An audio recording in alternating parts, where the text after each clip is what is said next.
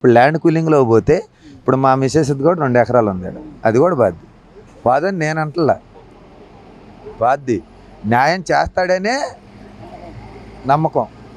కానీ న్యాయం చేస్తాడని మునిపిచ్చారు, జగన్ బాగా చేస్తాడని ఇచ్చారు. జగన్ 3 రాజధానులు అన్నాడు, ఒక్క పని చేయలేదు. ఆడ మొత్తం గొల్లైపోయింది. ధర్నాలు చేసి ఆ ధర్నాల్లో నేను కూడా ఉన్నా, ఢిల్లీ కూడా పోయా నేను ధర్నాకి, ఢిల్లీలో కూడా చేసి వచ్చాం, మేము అన్నీ చేసి వచ్చాం ఏంది. కానీ డబ్బులు ఇస్తే ఉపయోగం. ఇప్పుడు నువ్వు ఉండవన్నా, నీకు 100 రూపాయలు వరకు ఇస్తా, ఖర్చు పెట్టేస్తా. అదే 100 రూపాయలు నువ్వు కష్టపడి చంపాయి, ఆ 100 రూపాయలు ఒక్కసారి ఖర్చు పెట్టాలి అంటే మా 100 ఇంత కష్టపడితే వచ్చినాయి కదా మనకి, ఒక్కసారి ఖర్చు పెడితే ఉపయోగం ఏందని చెప్పని కొంచెం ఆలోచిస్తాం. పథకాలు ఇవ్వద్దని మనం అనం, పథకాలు నువ్వు ఇయ్యి. వరకు కూర్చున్న వాళ్ళకి పథకాలు ఏటివేగా, ఇస్త్రీ పెట్టేవాడికి ఇచ్చావు, ఇస్త్రీ పెట్టేవాడు వరకు చేశాడు మనకి. ఒక చొక్కా చేస్తే 20 రూపాయలు తీసుకున్నాడు, ఓ ప్యాంటు చేస్తే చొక్కా ప్యాంటు చేస్తే 50 రూపాయలు తీసుకున్నాడు. సరే అట్టికాయల వాళ్ళు అన్నావు, అట్టికాయల వాళ్ళు ఏమన్నా వారికి ఇస్తారా? అట్టికాయలు తెచ్చి ఎవరు?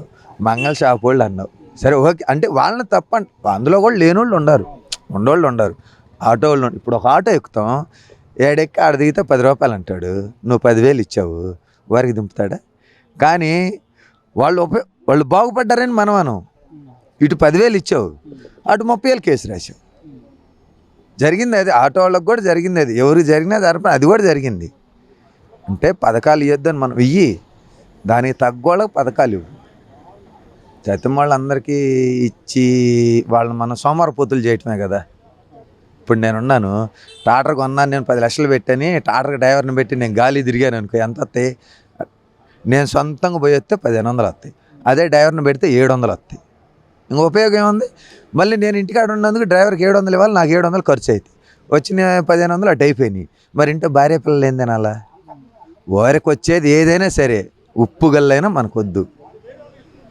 ఒక్కోసారి తీసుకో తప్పులేదు, కానీ దానికి తగ్గట్టు ఉండాలని నేను చెప్తా.